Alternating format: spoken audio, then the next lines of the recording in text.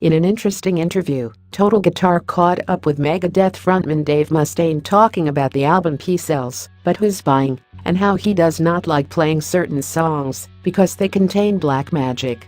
He said, performance-wise, The Conjuring is one of the heaviest songs on the record, but unfortunately it's got black magic in it, and I promised that I wouldn't play it anymore because there's a lot of instructions for hexes in that song. Although it seems kind of corny, anybody who's a Wiccan or a warlock or anything like that will know that all of that stuff is instrumental.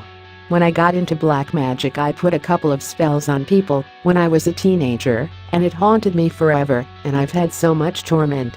People say, "God damn, Dave never gets a break, he's had such a hard life," and I just think, no, Dave didn't. He got into black magic, and it's ruined his life.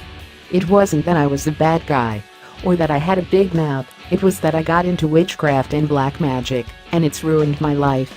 Fortunately for me, with all the work and the love of my friends, and not giving up with my guitar playing, I got over it.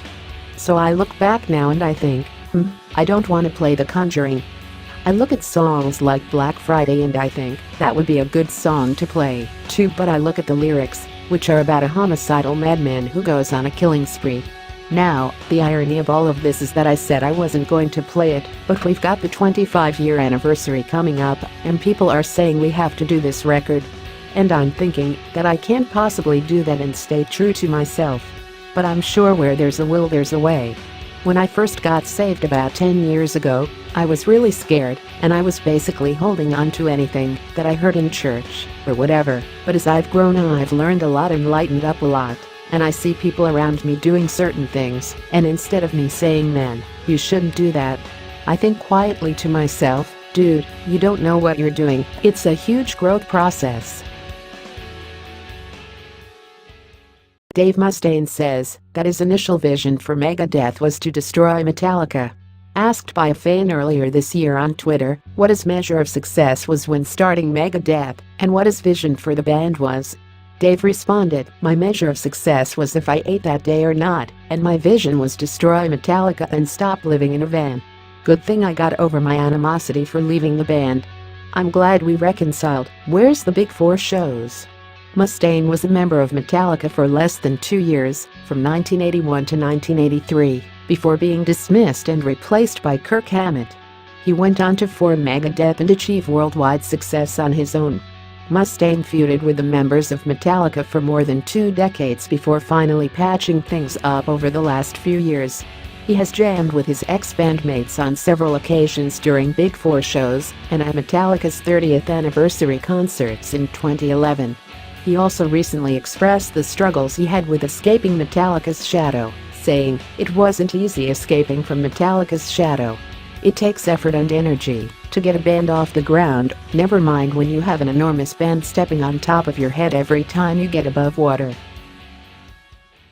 Giving the nu metal genre quite a bashing, Megadeth frontman Dave Mustaine noted he'd rather have his eyelids pulled out than listen to the popular late 90s style nu metal, telling Faster Louder how happy he is for the new wave of modern musicians, calling them a new breed of players. With all these new vocal styles, Dave focused on the past, adding, "They had this wave of metal that came through in the 90s, and it was called nu metal. I don't know if you remember it, but it was so bad.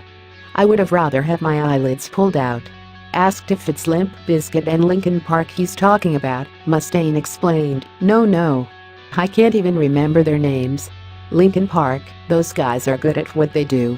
I have no problems with those guys. But I wouldn't call them nu metal."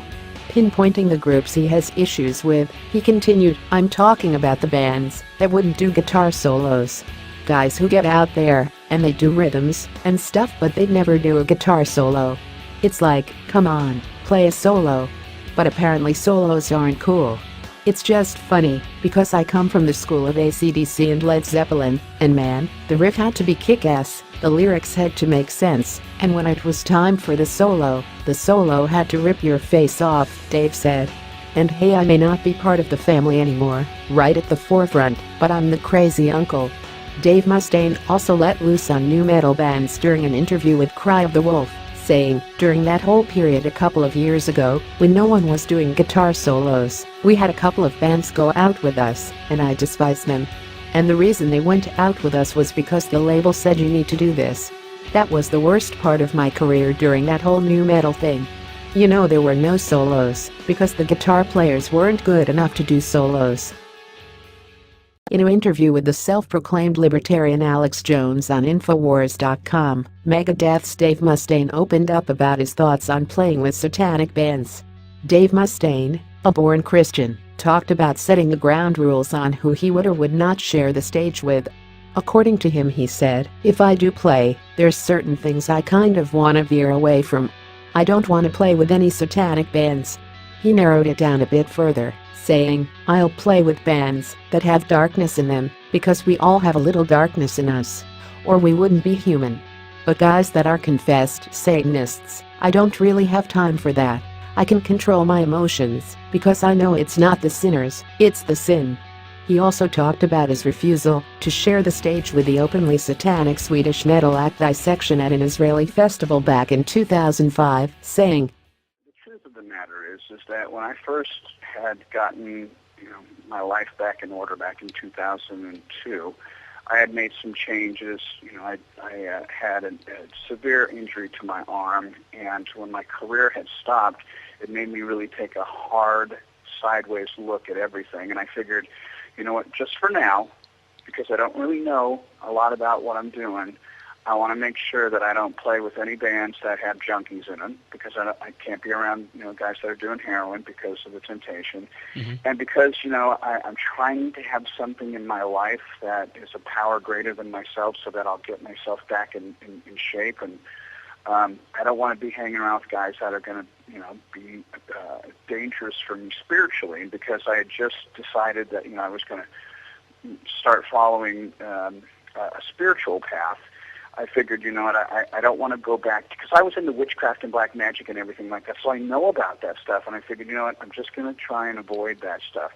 Never said that I hated anybody, just didn't want to play with them, and I was so curious to see the poster for the concert, because it was written in the Hebrew font, or script, whatever you call it, and then I saw the band Dissection, and I thought, well, that's a cool name, and I looked it up, and I went, uh-oh.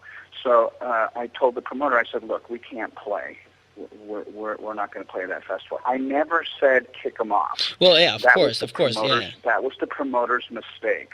The promoter kicked them off. And it's hard enough as it is in music to get concerts, so I would never kick a band off one of my shows.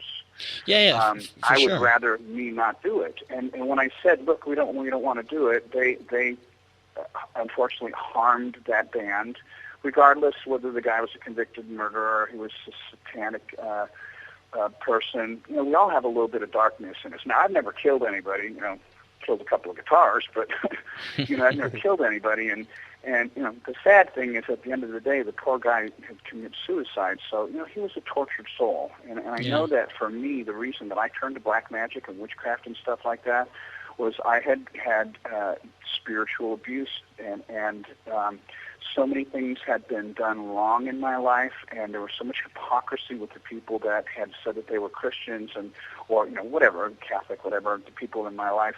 They would say one thing and they would do something else. So I really regretted having spent any time in a church, and I really resented people who said that they believed in God, because you would see them do one thing, and then the next day they would do something else, and it's just very confusing as a kid. And I think that's why a lot of us end up, being spiritually misled. Probably part of the reason why that poor chap did that too.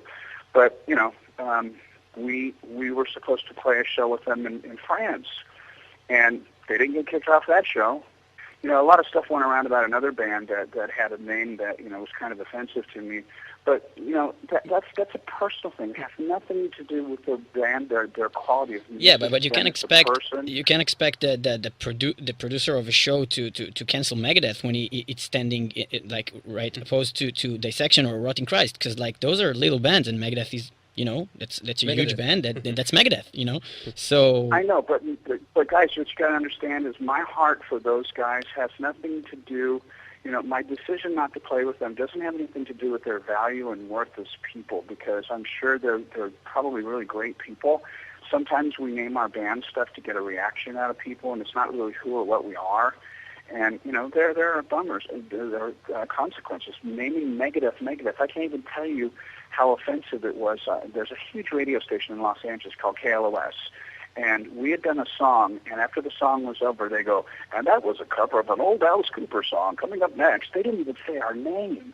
Mm-hmm. They wouldn't say Megadeth on the radio. So it has nothing to do with the person's worth or anything like that, because I believe we're all valuable, and it's just a personal preference that I had at the time. I've learned a lot more now. So, if the opportunity came up to play with bands that were contrary to what my personal, political, spiritual, or any kind of moral values that I have, that's something between me and my relationship with God, and I don't push that on anybody anymore. At the beginning, I didn't know, and I wanted to play it safe. And I think that anybody who would judge me and say, oh, well, you know what, Dave made a huge mistake. He just joined a new club, and he didn't know all the rules, so instead of breaking the rules, he said, fuck you to everybody. That's not me, man. I like to do things right. So I played it safe, I learned a lot about it, and I've opened my mind up to it. Dave Mustaine shared his thoughts on Meshuggah after getting to hear the band a bit more often during ongoing joint tour with Megadeth, telling Cat Rock, "They're really exciting. It's not even because the drumming is so complicated, really it's just 4/4 timing the majority of the time. But the way the songs are, and how unique they are, they take on a characteristic of their own.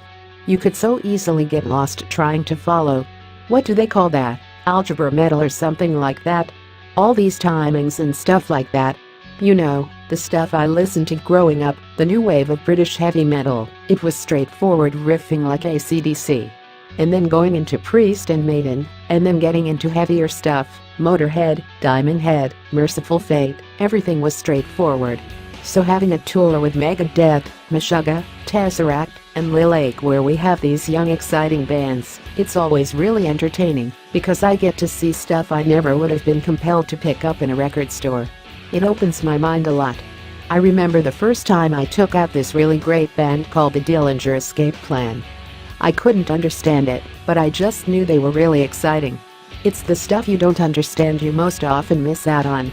I wanted to understand, so we took them out on Gigantor. It was a great experience. I thought they were terrific. And that was my introduction to that type of crazy, cerebral metal." He also talked about drummer Dirk Verburen, saying, "As good as Adler was, Dirk's feet are more advanced. I didn't think that was possible, because Chris is such a great drummer. There's a reason why Chris recommended Dirk, and I love him for that. I think that he's a really solid friend for making that recommendation, cause a lot of guys wouldn't do that. He's a true friend, and I was stoked having him in the studio. Dirk is one of the most pleasant, easy to get along with guys I've ever met in my life. I'll walk up to him, and he'll smile, and lean forward, and pat me on the back. He goes, 'How's it going, buddy?' I could say, 'Oh man, anything.' 'Oh, okay buddy.' He smiles and pats me, cause he's just a happy guy.